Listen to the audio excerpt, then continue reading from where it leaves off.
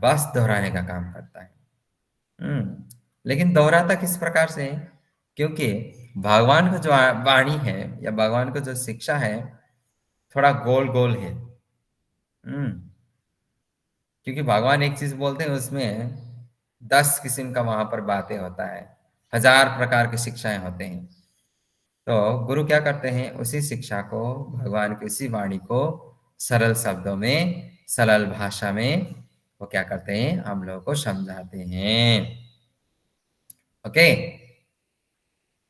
ये पत्र है श्रीमती एवं श्री भाटिया को पत्र, 23 नवंबर 1973। हरि बोल। श्रील प्रभुपाद प्रवचन की जय। जय। ओके, समझ में आया कुछ कुछ या बहुत कुछ समझ में आया? बोलिए, कुछ कुछ या बहुत कुछ? भक्त लोग? अच्छा, बहुत कुछ। एक ही भक्त लोग, बाकी लोगों ने नहीं समझा है मुझे लगता है। हरि बोल प्रभु, समझ आया। हरि बोल प्रभु। ओके, समझ नहीं आता है तो बोल। ठीक है, समझ में नहीं आता है तो एकदम तुरंत से पूछ लेना है, क्योंकि हम लोगों ने ये क्लास इसलिए शुरू किया कि जो कुछ भी समझ में ना आए उसी को हम लोग सीखें। और क्लास का मतलब है, कक्षा का अर्थ है शिक्षा लेना और शिक्षा को अभ्यास करना और सीखना। ओके, तो यहाँ पर सीखना है। तो गुरु भगवान की वाणी को जैसे कि तैसे दोहराते हैं, यही है। तो ठीक है, आ, अभी आगे बढ़ते हैं भगवत गीता की ओर। ठीक है, तो सही भक्त लोग अपने अपने भगवत गीता को निकालिए, श्रीमद् भगवत गीता का। हरि बोल। आपका भगवत गीता कैसे है, ऐसा है? श्रुति का कैसा है, दिखाओ। हम्म, कैसा है? दिखाई नहीं दे रहा है। किधर है? सिर्फ तुम्हारा सिर दिखाई दे रहा है। इतना छोटा सा भगवत गीता लेके बैठा है। ओके, अभय बाबू का कैसा है? प्रभु बड़ा वाला इंग्लिश में है तो इसलिए। बड़ा वाला इंग्लिश में। अभय बाबू का कैसा है? एक मिनट प्रभु, एक मिनट। ओके, अनुराधा। प्रभु, मेरे को वो समझ में नहीं आ रहा प्रभु, बैक कैमरा कैसे होता है इसका? ऊपर प्रभु टॉप में राइट साइड। ओके, ये वाला है, बढ़िया है। अनुराधा, अनुराधा का कैसा है? रेड कलर में ही है। ओके, हिमांशु प्रभु जी का कैसा है? ओ, हिमांशु प्रभु जी को भगवत गीता का जरूरत नहीं। हिमांशु खुद भगवत गीता है, उसका दिमाग, उसका वाणी खुद भगवत गीता है, उसको गीता का जरूरत नहीं, किताब का जरूरत ही नहीं।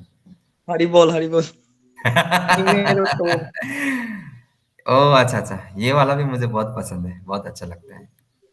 ये बहुत पुराना एडिशन का है, ये वाला। और ये 70s का टाइम का, 70s 80s। Okay, next.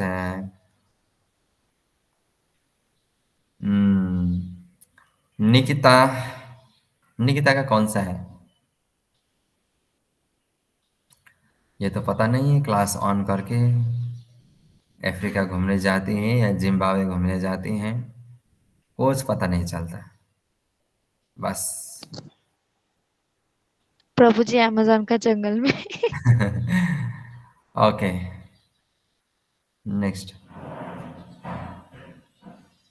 Shubhangi माता जी का कैसा है? हरे कृष्ण प्रभु। ये ओह, अच्छा अच्छा, अभी का ज्यादातर लोगों का यही रेड कलर में ही है। ओके, ठीक है, तो आगे बढ़ते हैं भगवत गीता की ओर। तो इसलिए हम लोग भगवत गीता को प्रणाम करते हैं। तो सही भक्त लोग दो हाथ जोड़िए और भगवान को और भगवत गीता को और संपूर्ण हमारा वेद, वेद बोले या पुराण बोले या उपनिषद बोले या शास्त्र, संपूर्ण शास्त्र को हम लोग प्रणाम करते हैं। तो सही भक्त लोग जिन जिन का दो हाथ हैं उठाइए और प्रार्थना कीजिए। ओम नमो भगवते वासुदेवाय। ओम नमो भगवते वासुदेवाय। ओम नमो भगवते वासुदेवाय। Om Namah ओम Bhagavate नमो भगवते Vasudevaya. वासुदेवाय। ओम नमो भगवते वासुदेवाय। Om ओम नमो Namah भगवते Bhagavate वासुदेवाय। Vasudevaya. ओके, ठीक है। तो सही भक्त लोग अपना अपना साउंड ऑफ कर दीजिए। नारायणं नमस्कृत्यं नरं चैव नरोत्तमं देवीं सरस्वती व्यासं ततो जयमुदीरयेत् नश्यपायेषु अभद्रेषु नित्यं भागवत सेवया भगवती उत्तम श्लोके भक्तिर्भवति नैष्टिकी मुखं करोति वाचालां पङ्गुं लङ्घयते गिरिं यत्किपातमहं वन्दे श्रीगुरो दीनतारिणं श्रीचैतन्येश्वरं परमानन्दमाधवं। हरि ओम तत्सत्। हरे कृष्ण। ओके, नित्यम भागवत सेवया, ठीक है। नित्य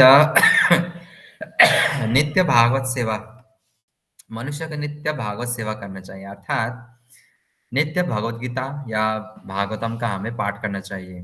पाठ करना ही भागवत सेवा है, हरिनाम जप करना ही हरिनाम का सेवा है। तो उसी प्रकार से हमें नित्य भगवत गीता या भागवतम का श्लोक का पाठ करना चाहिए। और अभी तो हमारा अभय बाबू और भूमिका माता जी वो डेली डेली श्लोक भेज रहे हैं, अच्छा लग रहा है। तो उसमें एक और प्रभु जी हैं, गौरनिताय प्रभु जी, वो भी भेज रहे हैं। ठीक है, अभी आस्ते आस्ते 2-4 लोग और बढ़ाना पड़ेगा, लेकिन वही बात है कि मुझे थोड़ा मुश्किल हो जाता है, बहुत सारा वॉइस मैसेज सब सुनना पड़ता है एक एक। तो ठीक है, आस्ते आस्ते पढ़ेंगे, पढ़ाएंगे। और सही भक्त लोग हमारा ग्रुप का यूट्यूब वीडियो देख रहे हैं, श्रवण कर रहे हैं, श्रवण तथा मनन कर रहे हैं। हरि बोल। ओके, हरि बोल प्रभु जी, हरि बोल। अभी एक लंबा वीडियो आएगा एकादशी से पहले, और उसको भी ध्यानपूर्वक सुन लेना है।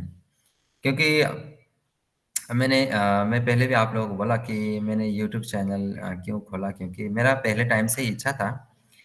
इच्छा ये था कि मैं जो कथाएँ हैं या जो तथ्य हैं या जो तत्व है, जैसे हर एक भक्ति को लेकर, हर एक चीज़ कृष्ण को लेकर या भक्ति को लेकर, जो भी है, भगवत गीता हो, भागवतम हो, लोग बहुत सारा कन्फ्यूज़ हो जाते हैं कि अलग-अलग प्रवचन सुनते हैं तो उधर कहीं अलग, उधर कहीं अलग। तो मैं किसी प्रकार का कन्फ्यूज़न ना हो, और जो बात जैसे का तैसा है, बात क्या है वास्तविकता में, जैसे का तैसा है। तो वो बात को जैसे का तैसे है बोलने के लिए, आप लोगों के सामने प्रस्तुत करने के लिए मैंने ये वीडियो बनाया है। और बहुत मेहनत लगता है एक वीडियो बनाने में, 10 टेक लेना पड़ता है, ठीक है। तो बाप रे, 1 2 3 4 5 लाइट ऑन करके चला गया। एक फिल्म था ना, वो डायलॉग, उसमें क्या बोलता है, बिजली का बिल कौन तेरा बाप भरेगा, ऐसा था ना वो डायलॉग। तो अभी ऐसा ही माहौल हो गया मेरा घर में भी। तो लेकिन वैष्णव लोग ऐसे नहीं बोलना चाहिए, कभी कभी बोल देना चाहिए, नहीं तो बिजली का खर्चा ज़्यादा हो जाएगा। तो मेरा ग्रुप का मतलब ये प्रभुपाद आश्रय ग्रुप का जितना भी मेंबर है, आप लोगों को जो अलग अलग प्रकार के जो टॉपिक्स आएगा, उन टॉपिक्स के अंदर आप लोगों को वो वीडियो देखना है, क्योंकि बाद में उसी वीडियो के ऊपर आप लोगों का क्या होगा, परीक्षा होगा। इसलिए शॉर्ट वीडियो बहुत ज़्यादा आएगा, और लॉन्ग वीडियो हफ्ते में शायद 1 या 2 आएगा। अलग अलग कथाएं आएंगी, अलग अलग तथ्य के बारे में आएगा। जो जैसा है वैसा ही मैं आप लोगों को बोल के वहाँ पर रख दूंगा। और शायद कल नहीं तो परसों एक और वीडियो आएगा एकादशी के बारे में, कि वास्तविकता में एकादशी है क्या, क्यों करना चाहिए, क्या है। उसके बारे में मैंने एक वीडियो बनाया है, देखिए परसों के दिन शायद आएगा, अच्छे से देख के श्रवण कीजिए और बाद में प्रश्न उत्तर होगा उसी के ऊपर में। और जो भक्त लोगों ने वैष्णव सदाचार का क्लास किया है उन लोगों के लिए भी सरप्राइज आ रहा है, जल्दी जल्दी ही आ रहा है, तो प्रिपेयर रहिएगा, ठीक है। प्रभु जी, जी। जो भी बम फोड़ना है दिसंबर के लास्ट में फोड़िएगा। वो तो मुझे कुछ मालूम नहीं है, अभी बोल दिया शो बोल दिया। प्रिपेयर रहिएगा, ओके, कुछ भी हो सकता है। कहीं भी किसी भी वक्त बम फोड़ा जा सकता है। ओके, इसलिए वीडियो देखिए और किसी भी प्रकार का ये कंफ्यूजन में मत रहिए। किसी भी प्रकार के कंफ्यूजन में मत रहिए किसी टॉपिक्स को लेकर। अभी एकादशी के टॉपिक्स में मैं आप लोगों को वीडियो बना के वहाँ पर डाल दूंगा, तो अभी वहाँ पर इधर उधर उधर उधर 10 प्रवचन सुन के फिर कंफ्यूज में नहीं रहना है। मैंने वीडियो डाल दिया है, बस वही है तो सो है। क्योंकि मैं शास्त्रों से पढ़कर, अलग अलग पुराणों से पढ़कर ही, तो मेन तथ्य क्या है, उसी को सार बनाकर मैंने एकदम सिंपल तरीके से, एक सरल भाषा में, सरल शब्द में आप लोगों को समझाने की कोशिश करा रहा हूँ। तो आप लोगों को समझना है, पढ़ना है, सुनना है और बाद में परीक्षा देना है। बाद में क्या होगा मालूम है, वो वीडियो आप लोग सुनेंगे और फिर लिख के नहीं, बोल के प्रश्न का उत्तर देंगे। ओके, तो ठीक है। आज हम लोग कौन सा नंबर श्लोक से पाठ शुरू करेंगे? कितना नंबर श्लोक? 34 33। 34। ओके, 33। तो ठीक है, आज 33 किसका श्लोक है? ओके, तो अभी हमारे पास पूरी 35 मिनट्स है, मतलब 35 मिनट। तो 35 मिनट के लिए आप लोग अपना कान मुझे दे दीजिए, बाकी दुकान बंद कर लीजिए, ठीक है। ओके, तो सही भक्त लोग मेरा बात को सुन रहे हैं? हरि बोल। हरि बोल। हरी बोल। हरी बोल। हम्म, ओके, बाकी लोग क्या सो रहे हैं क्या? सोना नहीं है एकदम, ठीक है। ठीक है, तो 33 नंबर श्लोक पाठ शुरू किया जाए। हरे कृष्णा। श्रीमद् भगवद गीता यथारूप अध्याय 18 संहार संन्यास की सिद्धि श्लोक नंबर 33। धृत्या यया धारयते मना प्राणेन्द्रिय क्रियः योगेन व्यभिचारेण्य धृति सा पार्थ सात्विकी। हे पृथा पुत्र, जो अटूट है, जिसे योग अभ्यास द्वारा अचल रहकर धारण किया जाता है और जो इस प्रकार मन प्राण तथा इंद्रियों के कार्यकलापों को बस में रखती है, वह धृति सात्विक है। हरे कृष्ण। हरे कृष्णा। तो कल हम लोगों ने 3 प्रकार के अलग अलग गुणों के बारे में पढ़ा था, और वो 3 प्रकार के गुण क्या था, कौन सा विषय में था?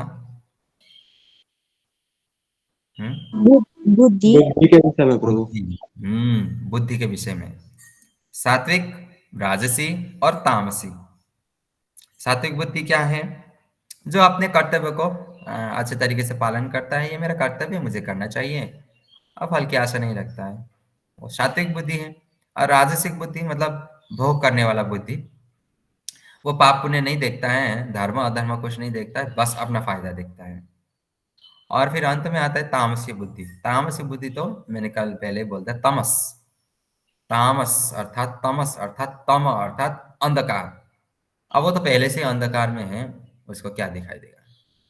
तो कुछ नहीं दिखाई देगा, उसका बुद्धि अंधकार में है, वो कुछ नहीं जानता क्या करना चाहिए क्या नहीं करना चाहिए, वो पाप क्या है पुण्य क्या है, धर्म क्या है अधर्म क्या है, वो कुछ नहीं जानता। हम्म, ठीक है।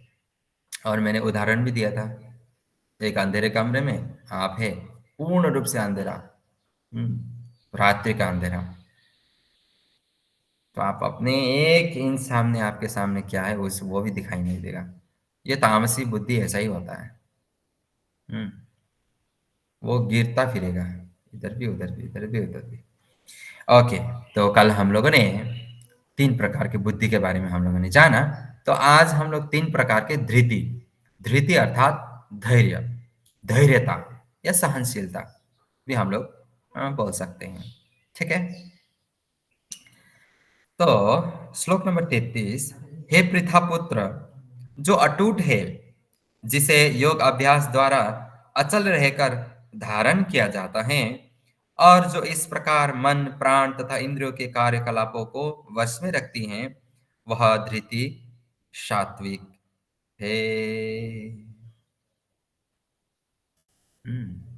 ये धृति क्या है? सात्विक है। कौन सा धृति? किस प्रकार का धृति? बुद्धि के द्वारा या ज्ञान के द्वारा या अभ्यास के द्वारा हमारा मन, इंद्रिय को कंट्रोल में, वश में रखना, ये सात्विक धृति है। इससे क्या होगा? इससे क्या होगा? ये एक साधन है। कौन सा साधन? भगवान के निकट या भगवान को प्राप्त करने का ये एक साधन है। क्योंकि भागवतम का भी एक श्लोक है जो हमेशा मैं बोलता रहता हूँ,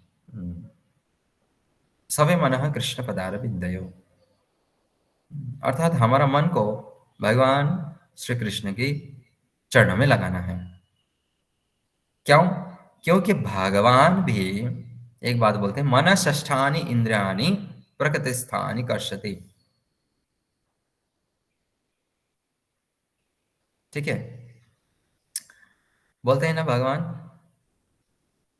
ये संसार का जीव जो है अपनी इंद्रिय और मन के कारण भटका हुआ है इस संसार में। मन भटकता रहता है, क्या करें? बेचारा, उसका काम ही है भटकाना, भटकना या भटकाना। जब वो भगवान को प्राप्त कर लेता है, फिर उसका मन, मेरा मन वृंदावन में अटक्यो, है ना एक गाना, ऐसा ही हो जाता है, फिर अटक जाता है कृष्ण के चरणारविंद में। लेकिन बहुत मुश्किल है अटकाना। ठीक है? तो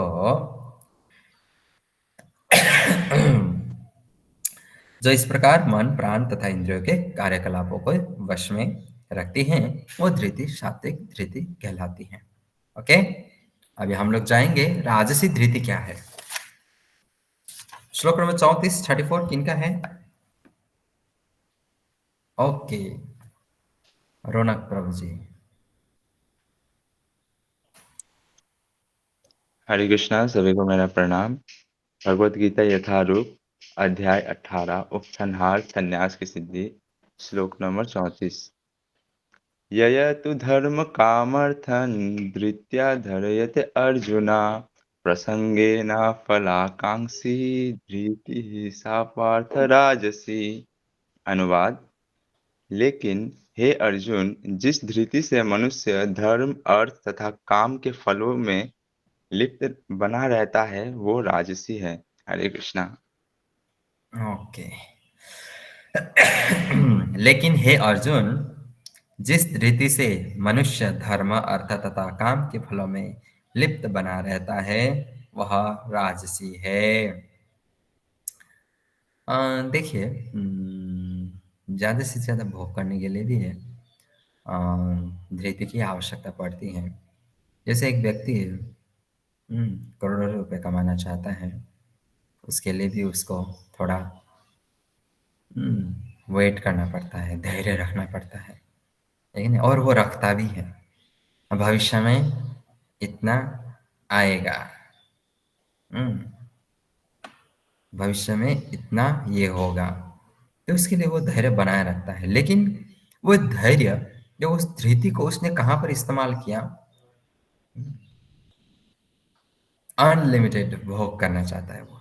ज़्यादा से ज़्यादा उपभोग करने में वो अपने धृति का या धैर्यता का इस्तेमाल कर रहा है। मतलब इच्छाएँ, आकांक्षाएँ और फल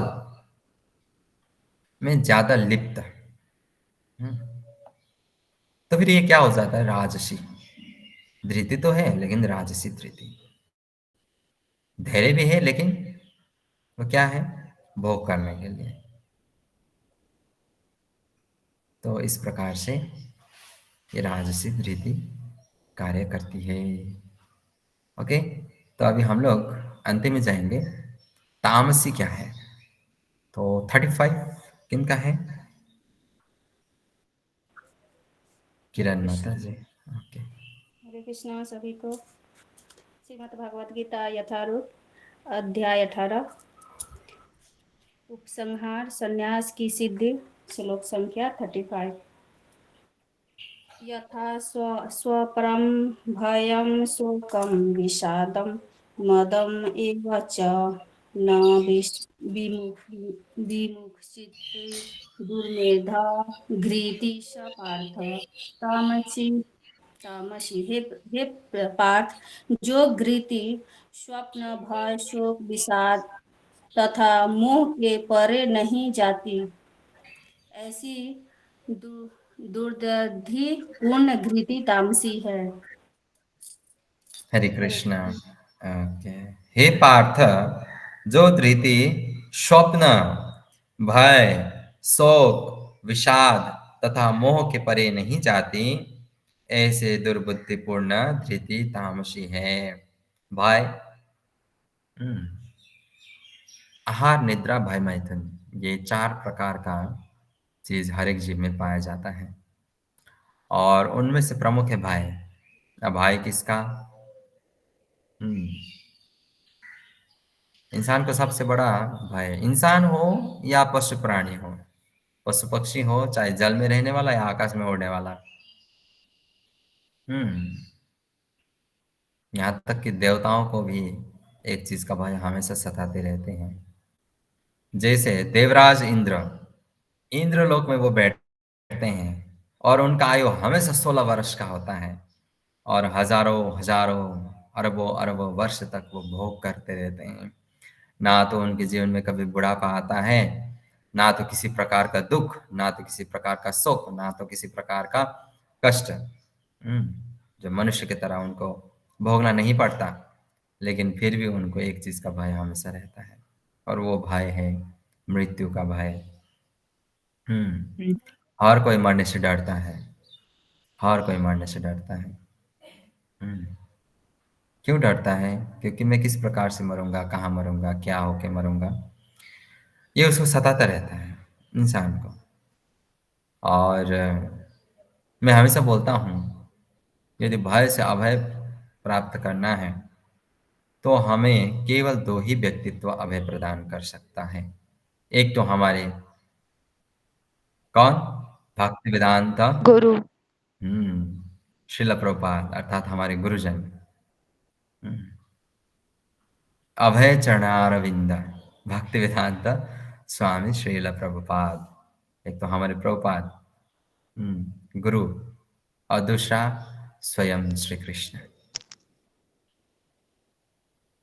और गुरु के शरण में आने के बाद और कृष्ण का चरण वंदन करने के बाद भी अगर ये भय सता रहा है तो ये हमारा बहुत बड़ा कमजोरी है और इस भय में हमें नहीं जीना है। एक दिन किसी न किसी प्रकार से तो हमें मरना ही है। और इस भय के बारे में मैंने पहले ही आप लोगों को क्लास में आधा घंटा बहुत अच्छे तरीके से बता चुका हूँ कि यदि हम लोग डर में ही जिएंगे, बुढ़ापा का डर, बीमार होने का डर, मृत्यु का डर, कोई मैं गवा दूंगा, अगर इस डर में जिएंगे तो फिर डर को ख़त्म कब करेंगे? और एक बात हमेशा ध्यान में रखना, एक बात ये हमेशा ध्यान में रखना, ये भगवान भी बोलता है कि एक इंसान तुम जो सोचते हो वही बनते हो। इंसान जो सोचता है वही बनता है। यदि एक व्यक्ति, मैं हमेशा एक सिंपल उदाहरण देता हूँ और बहुत ही फेमस उदाहरण है ये मेरा, एक सरल व्यक्ति, एक सरल इंसान, सज्जन व्यक्ति भी अगर 1 हफ्ता 24 घंटा के लिए अपना सिर को खुजलाते हुए, अपने शरीर को खुजलाते हुए, हुँ, और अपने बाल को बिखारते हुए, अगर वो छाती को पीटते हुए, अगर वो बोलता रहता है कि मैं पागल हूँ, मैं पागल हूँ, मैं पागल हूँ, तो वो हफ्ता दिन में पागल हो जाएगा। हुँ, वो हफ्ता दिन में पागल हो जाएगा। क्योंकि हम लोग जो सोचते हैं ना, हमारा दिमाग उसी प्रकार से काम करता है। जैसे आप लोगों ने मैं सुबह का मॉर्निंग क्लास करूँगा, आप लोगों ने सोचा? या आप ऐसे ही आ गए क्लास में? हुँ, सोचा कि नहीं? सोचा ज़रूर? ज़रूर सोचते हैं। डेली रूटीन में आप लोग काम करते हैं, फिर भी मॉर्निंग जब मैं लिंक भेजता हूँ, हाँ, 6 बजे क्लास करना है। क्लास करने के लिए आप लोग बैठ जाते हैं। तो एक बार सोचने से दिमाग और वो हमारा मन वचन इस प्रकार से कार्य करता है, तो अगर हम लोग चौबीसों घंटा एक ही चीज़ के बारे में सोचते रहेंगे, तो हमारे जीवन में वही होगा। इंसान जो सोचता है वो वही बनता है। तो ज़्यादा नहीं सोचना चाहिए। मैं हमेशा एक और लाइन बताता हूँ ना, हमारा चिंता कृष्ण का चिंता होना चाहिए, और यदि हमारा चिंता कृष्ण का चिंता हो गया, तो हमारा चिंता कृष्ण का चिंता बन जाएगा। और चिंता का 2 अर्थ है। एक चिंता का अर्थ है चिंता करना, और दूसरा चिंता का अर्थ है स्मरण करना, इसको याद करना। ठीक है? तो हमारा चिंता कृष्ण चिंता होना चाहिए। फिर हमारा चिंता के बारे में कृष्ण हमारी चिंता करेंगे। हुँ। मेरा जो पत्नी भी है, वो भी कभी-कभी बातों को लेकर बहुत ज़्यादा वो सोचती हैं, और परसों के दिन भी मैंने बताया, फिर वो हँस रही थी। मैं हमेशा वो उसको एक ही डायलॉग बोलता था, जब वो प्रेशर में आती हैं, तो कभी-कभी वो बात के बारे में थोड़ा प्लानिंग बनाते हैं, फ्यूचर के बारे में, तो मैं उसको डायरेक्ट बोल देता हूँ कि मैं तो पूर्ण तरीके से कृष्ण में निर्भर हूँ। देखते हैं, अगर आज अ, उन्होंने हमको ऐसा जीवन दिया है, तो अवश्य ही भविष्य हमारा अच्छा ही होगा। और वो हमेशा मैं उसको बोलता हूँ भविष्य के बारे में, जब वो चिंता लेती हैं तो मैं बोलता हूँ, आज से 10 साल पहले या आज से 5 साल पहले तुमने कभी सोचा था कि तुम मंदिर के नज़दीक बैठोगे, भक्त संग करोगे, 1 महीना दामोदर मास का सेवा करोगे, भक्त संग करोगे, मांस, मछली, लहसुन, प्याज छोड़ दोगे, गोपी ड्रेस पहनोगे, तिलक धारण करोगे, कंठी धारण करोगे, हुँ, और भगवत गीता का प्रचार करोगे, तुमने कभी सोचा था? तो फिर वो हमेशा हँसती है, वो भूल जाती है, फिर मैं वही एक ही बात रिपीट करता हूँ, मैं कोई दूसरा नहीं बोलता, एक ही बात रिपीट करता हूँ। तो अगर भगवान आज हमें ऐसा जीवन दे सकता है, और अभी तो हम लोग भगवत मार्ग में हैं, अगर इस भगवत मार्ग से अगर हम लोग 1 इंच भी इधर-उधर नहीं होंगे, तो अवश्य ही आज के 5 साल बाद, 10 साल बाद हम लोग कौन-सी अवस्था, कौन-से स्थान में होंगे, ये तो हम लोग सोच भी नहीं सकते। हुँ। भय सिर्फ़ एक ही चीज़ का होना चाहिए, मनुष्य को, एक ही चीज़ का। हुँ। और वो क्या है? समय का भय होना चाहिए। समय रहते ही मैं भजन कर लूँगा, ये चिंता होना चाहिए। दूसरा चिंता सब वो चिंता होता ही रहेगा। लेकिन एक चिंता जो आपको डेली करना है वो क्या है? समय रहते हुए मुझे भजन करना चाहिए। मैं भजन करूँगा। अब भजन का मतलब ये नहीं है कि करताल लेंगे, मृदंग लेके और हैं, हूँ करते रहेंगे, नहीं। भजन का अर्थ क्या है? हुँ। क्या लगता है? भजन का अर्थ क्या है? मैं एकदम सिंपल भाषा में आप लोगों को बोलूँगा, लेकिन आप लोगों का मैं थोड़ा राय लूँगा, ठीक है? भजन का अर्थ क्या है? आपके हिसाब से क्या लगता है? ओके, कृष्ण को अब है स्मरण करने का एक तरीका। ओके, आबिद प्रभु जी। प्रभु कृष्ण की सेवा में जो कुछ भी हम करते हैं वो भजन ही होता है। ओके। ममता माता जी?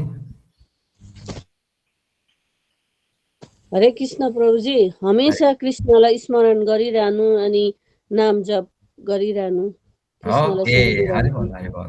तीनों व्यक्तियों ने बहुत ही सुंदर, अच्छा एकदम मेन पॉइंट बोल दिया है। निरंतर भगवान का स्मरण करना ही सच्चा भजन है। और ये भजन हम लोग 24 घंटा कर सकते हैं। भजताम प्रीति पूर्वकम। लेकिन यहां पर बात आता है, लेकिन क्या? प्रीति पूर्वक, प्रीति पूर्वकम, प्रीति अर्थात प्रेम पूर्वक। जैसे आप लोग YouTube में सर्च करेंगे और टाइप करेंगे कृष्ण भजन, तो वहां पर हजारों सिंगर आएंगे। सारे का मैं पता नहीं सा करते करते आएंगे। सुर ताल डालेंगे बहुत सारे। देखने में हमको लग रहा है ये भी भजन ही कर रहा है। वाह, इतना सुर ताल लगाया, लेकिन वो सच्चा भजन नहीं है। सच्चा भजन वो है जब हम कृष्ण का स्मरण करते हैं लेकिन प्रेम पूर्वक।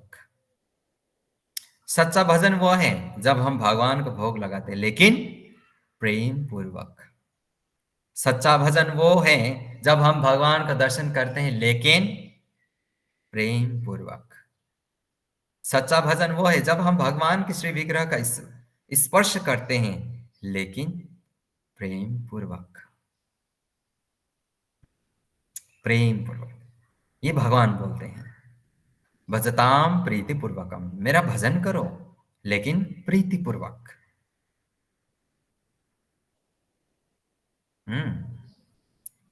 ये हा हो ये संसार को रिझाने के लिए होता है। मैंने मीराबाई का एक कहानी सुनाया था ना, कथा। मीराबाई एक जगह में आए थे। मीराबाई तो वही हैं, कृष्णा का भजन के अलावा वो कुछ नहीं करते। तो एक दिन उनको बुलाया गया और बहुत सारे वहां पर शास्त्रीय संगीत और बहुत बड़ा बड़ा कलाकार बैठे थे। तो मीराबाई ने मेरे तो गिरधर गोपाल करना शुरू कर दिया। और बहुत सारे, उन्होंने 20 से भी ज्यादा भाषाओं में भजन लिखा है कृष्ण को लेकर। तो उन्होंने ऐसे ही गीत गाया। तो फिर एक व्यक्ति वहां पर, वरिष्ठ कलाकार, उन्होंने बोला कि आपका राग में थोड़ा गड़बड़ है। तो उन्होंने सीधा बोल दिया, मैंने आपके लिए थोड़ी ना गाया है मैंने तो अपने गिरधर गोपाल के लिए गाया है। क्योंकि आप संसार में लिप्त व्यक्ति हैं। और उन्होंने एक बहुत ही सुंदर डायलॉग मारा है, वो मुझे बहुत अच्छा लगता है कि संसार को रिझाने के लिए राग की आवश्यकता होती है, लेकिन मेरे गिरधर को रिझाने के लिए सिर्फ अनुराग की आवश्यकता होती है। वो राग नहीं देखते, वो अनुराग देखते हैं। जब हम भगवान को भजन करते हैं तो भगवान हमारा भजन का राग नहीं देखते, हमारे भजन का अनुराग देखते हैं। अनुराग अर्थात प्रेम, भगवान के प्रति स्नेह, प्रेम। तो यहाँ पर बहुत सारे भक्त लोग, जब मैं आप लोगों को बोलता हूँ कहीं कहीं पे प्रोग्राम में इधर उधर भजन करने के लिए बोलता हूँ, तो पहले बोलता है मेरा सुर अच्छा नहीं है, मुझे नहीं आता है, मेरा गला ये है वो है। तो आज के बाद पता चल गया ना, कृष्ण हमारे अनुराग अर्थात भाव को देखते हैं। तो इस बात को थोड़ा स्मरण में रखिए। ओके, निताय गौर प्रेमानंदे। हरि हरि हरि बोल। ओके, तो थोड़ा आगे बढ़ते हैं क्योंकि हमारे पास अभी और 14 मिनट बाकी है, 14। ओके, तो श्लोक नंबर 36 किनका है? ओके, हिमांशु प्रभु जी। हरे कृष्ण प्रभु, प्रणाम। श्रीमद् भगवद गीता यथारूप अध्याय 18 उपसंहार संन्यास की सीधी, श्लोक संख्या 36। सुखम तु इदानीं त्रिविधं श्रीनु मे भर्तर्षभ, अभ्यास्तारमते यत्र दुःखम अंतम च निगच्छति। अनुवाद: हे भरत श्रेष्ठ, अब मुझसे 3 प्रकार के सुखों के विषय में सुनो, जिनके द्वारा बद्ध जीव भोग करता है और जिसके द्वारा कभी कभी दुखों का अंत हो जाता है। हरे कृष्णा। हरे कृष्णा, हरि बोल। अभी भगवान 3 प्रकार के सुख के बारे में बोल रहे हैं। बाप रे, हर एक चीज का 3 प्रकार है। हम्म, क्यों? क्योंकि ये भौतिक संसार जो है ये त्रिगुण से बना हुआ है। तो यहाँ पर जो कुछ भी है 3 प्रकार के ही है। ठीक है। जैसे मेरा भी 3 प्रकार है। मेरा भी, जैसे ध्यानपूर्वक सुनिए कैसे 3 प्रकार। जैसे मेरा भी 3 प्रकार है। सुंदर, सुंदरम, अति सुंदरम। 3 प्रकार। समझा बात को? हाँ श्रुति, समझा? हरि बोल। ए हिमांशु, जेलस मत कर। हिमांशु जेलस करता है। मेरो सब पे डायलॉग। तेरा डायलॉग। ओके, कोई बात नहीं, तू तो हमारा काला चांद है रे, काला चांद। हरि बोल। ओके, तो ठीक है। अभी भगवान क्या बता रहे हैं? हे भारत श्रेष्ठ, अब मुझसे 3 प्रकार के सुखों के विषय में सुनो, जिनके द्वारा बद्ध जीव माने कौन? हम लोग। जीव माने हम लोग, ठीक है। और हम लोग को बद्ध जीव क्यों बोला जाता है? मैंने आप लोगों को पढ़ाया था क्योंकि पहले। हम लोग माया के द्वारा बंधे हुए हैं। हाँ, माया के तीनों गुणों द्वारा हम लोग बंधे हुए हैं, इसलिए हम लोग बद्ध जीव। ये बद्ध जीव का यही अर्थ है, सिंपल सा अर्थ है, ठीक है। और जिसके द्वारा कभी कभी दुखों का अंत हो जाता है, और जिसके द्वारा कभी कभी दुखों का अंत हो जाता है। तो यहाँ पर मैं आप लोगों को थोड़ा समझाना चाहूंगा। भगवान ने यहाँ पर 3 प्रकार के सुखों के बारे में बताया है। सात्विक, राजसी और तामसी। सभी में सात्विक, राजसी, तामसी आएगा। लेकिन वास्तविकता में देखा जाए तो क्या इस संसार में सुख है? सुख है? नहीं। नहीं, क्योंकि भगवान ने पहले ही घोषणा कर दिया है, ये संसार क्या है? ये दुखों का संसार है। यहाँ पर दुख भोगने के लिए आते हैं, सुख भोगने के लिए नहीं। यदि कोई सुख भोगता है तो उसका बहुत बड़ा परिणाम होगा, वो है दुख। यदि आप लोग 5,000 रुपया कमाते हैं, महीने में 1 तारीख को या 7 तारीख को, 7 तारीख के अंदर आपके जेब में या आपके अकाउंट में 5,000 रुपया आ जाता है। आप लोग खुश हो जाते हैं, हाँ सैलरी आ गया। फिर जैसे जैसे खर्च होता है, फिर वही सैलरी आपको 1 घंटा पहले तक सुख प्रदान कर रहा था, फिर वो जैसे जैसे खत्म होते जा रहा है, फिर वही सैलरी को दुख प्रदान करता है। है कि नहीं? मतलब हर कोई सुख देने वाला वस्तु आपको सुख नहीं दे रहा है, वास्तविकता में आपको दुख दे रहा है। सिंपल सी बात है। सिंपल सी बात है, ठीक है। ये सिंपल सा एग्जाम्पल आप लोगों के लिए समझना पड़ेगा। हर एक इस संसार का हर एक सुख देने वाले वस्तु जो आप बोल रहे हैं कि ये मुझे सुख दे रहा है, नहीं, वो आपको दुख दे रहा है। कोई सामान खरीदते टूट जाता है, दुख। कपड़ा खरीदते पुराना हो जाता है, दुख। थोड़ा सा फट जाता है, दुख। मेरे जैसे ऐसे हेयर स्टाइल बनाने की कोशिश करते हैं आप लोग, नहीं होता है, दुख। ठीक है नहीं? फिर हंसता क्यों है? ये लड़के लोग हंस रहा है क्यों? हंस क्यों रहा है? मेरे जैसे सुंदर बनने की कोशिश करते हैं, नहीं होता है, दुख। कभी नहीं बन पाएंगे कोई भी, दुख। हरि बोल। हरि बोल। तो ये चीज हमें थोड़ा समझना पड़ेगा। अगर ये समझ जाएंगे ना, बस। मैं हमेशा एक लाइन बोलता हूँ, दुख के अनुपस्थिति को हम लोग सुख नहीं बोल सकते। एब्सेंस ऑफ दुख को हम लोग सुख नहीं बोल सकते, क्योंकि वास्तविकता में सुख है ही नहीं। यहाँ पर इसलिए भगवान ने क्या बोला? 3 प्रकार के सुख, इसके पीछे बहुत गहरा राज है जो भगवान अभी हमको बोलेंगे, लेकिन हमको समझना पड़ेगा, नहीं समझ पाएंगे। भगवान तो बोल रहा है 3 प्रकार का सुख, और प्रभु जी क्या बोल रहे हैं? सुख दुख। सुख वास्तविकता में ये नहीं, दुख है। भौतिक सुख हमें हमेशा दुख ही देगा, ये बात हमेशा ध्यान में रखिए। इसलिए भगवान ने क्या बोला? सात्विक, राजसी और तामसी सुख बोला। ये हम लोग ऐसा महसूस करते हैं, अनुभव करते हैं, और उस अनुभव को भगवान ने क्या कर दिया?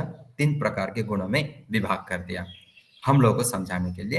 अभी भगवान आगे बोलेंगे, तो मैं आगे नहीं पढ़ूंगा, क्योंकि एक साथ में पढ़ने से अच्छा होगा। जैसे आज हम लोगों ने धृति 3 प्रकार के बारे में पढ़ा, तो कल हम लोग 3 प्रकार के सुख के बारे में जानेंगे, ठीक है? और कल श्लोक नंबर 37 किन का है? 37। ओके, रेडी रहिएगा। माता जी एब्सेंट होंगे तो दूसरों को दे दीजिएगा। 38 किन का है? 38 गौरनीता प्रभु जी। ओके, 39 किन का है? 39। ओके, राधा माता जी।